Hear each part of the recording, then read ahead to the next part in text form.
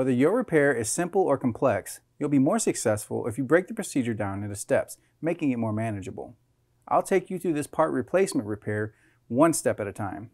To replace the agitator base in your GE washer, you will need an impact driver with socket adapter or ratchet with extension, a hex drive 1/4 inch socket adapter, an 11mm socket, and a Phillips screwdriver.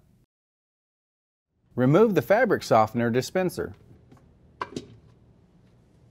For the next step, the auger and base have been taken out of the appliance for better visual.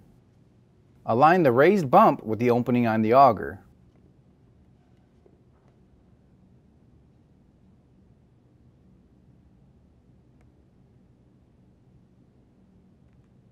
Use the screwdriver to puncture through the inner shaft of the auger. Then twist clockwise until the auger releases and lift it out.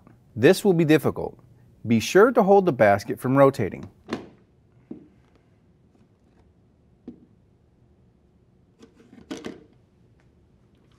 Unthread the 11mm bolt.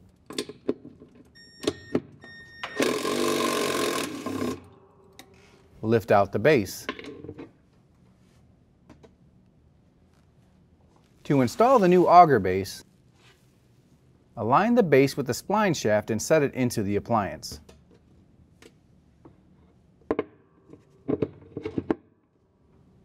Rethread the 11mm bolt to secure.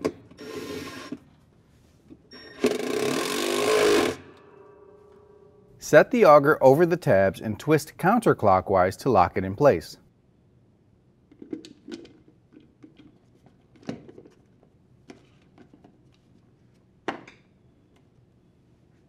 Align the dispenser to the grooves of the auger and press firmly to secure in place.